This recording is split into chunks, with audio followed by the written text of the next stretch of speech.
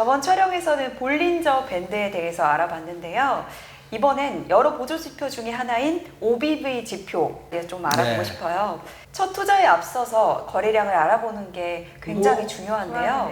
이 OBV 지표로 거래량을 어떻게 분석할 수 있을까요?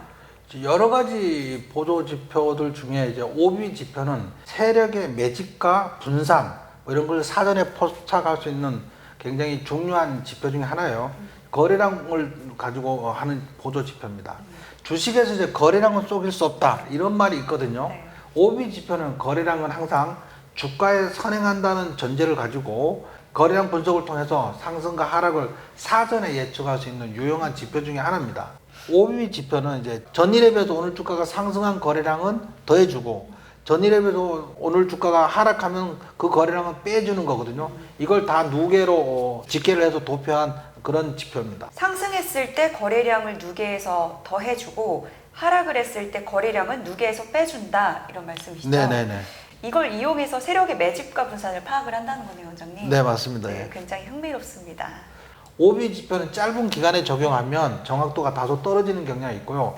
3개월이나 6개월 이상 중기로 분석해서 보면은 이게 매집 중인지 물량을 넘기는 중인지 알 수 있어요. OB 지표는 이제 종가가 전일보다 하락했는데 시가부터 상승한 양봉이 나왔을 경우에 이거는 매집일 가능성이 높은데 전일보다 하락해서 끝났다는 한 가지 이유로 빼주는 분산으로 처리하는 그런 단점이 있기는 해요. 하지만 장기적으로 보면 그것 또한 상쇄할 만한 유용한 지표는 맞습니다. OB 지표를 실제 매매에 적용을 하기 위해서는 최소 3에서 6개월 이상 중기해서 다음에 설명하는 유형들을 적용해 보면 굉장히 유용할 수 있습니다. 그러니까 원장님 말씀은 이 OBV 지표를 6개월 이상 중기로 분석을 하면 정확도가 높아진다는 거네요. 예, 그렇죠. 일부 단기적으로 단점은 있지만 장기적으로 보면 그 단점이 상쇄돼서 잘 활용하면 굉장히 유용한 지표가 될 수 있습니다. 원장님 말씀만 이렇게 들어서는 사실 완벽하게 이해가 잘 되지 않는데요. 그림을 보면서 설명을 해주시면 이해가 쉬울 것 같아요. 예. OB 지표는 여기 1번처럼 주가가 하락할 때 OB 지표도 하락하고 2번처럼 주가가 상승할 때 OB 지표도 상승하면 정상입니다. 근데 3번처럼 주가가 하락하는데 OB 지표가 횡보하거나 상승하면 이거는 조만간 상승할 가능성이 높다는 거거든요. 우리는 이런 종목에 관심을 가져야 합니다. 예.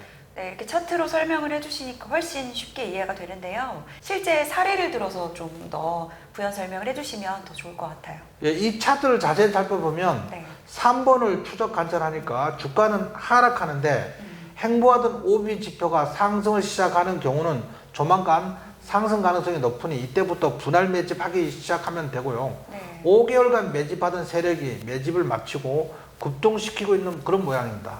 추적 관찰하다가 횡보하던 OB 지표가 상승을 시작하던 빨간색 이 원안 있죠. 원안에 네. 이 부분이 11월부터 분할 매수를 했다면 아주 주요했을 것으로 생각됩니다. 네. 주가는 하락을 하는데 OBV 지표가 상승을 할 때 이 매수 포인트에서 매수를 하면 성공률이 높다는 그렇죠. 예, 거네요. 그럼 반대의 경우도 있을까요? 예, 이 차트는 이제 일본에서 상승하던 주가가 고점에서 추가 상승하지 못하고 횡보 중인데 OBV 지표가 하락하면 이때는 네. 세력들이 물량을 서서히 넘기는 분산 중이라는 거죠. 이때는 매수 금지 구간입니다. 만약에 보유 중이라면 이때는 서서히 분할 매도해야 됩니다. 네. 주가는 상승하는데 OBV가 하락을 하면 매도 준비를 반드시 하셔야 합니다. 이 OBV 지표를 잘 활용을 하면 아주 유용하게 매집과 분산 종목을 찾아낼 수 있을 것 같아요. 네, 맞습니다. 예.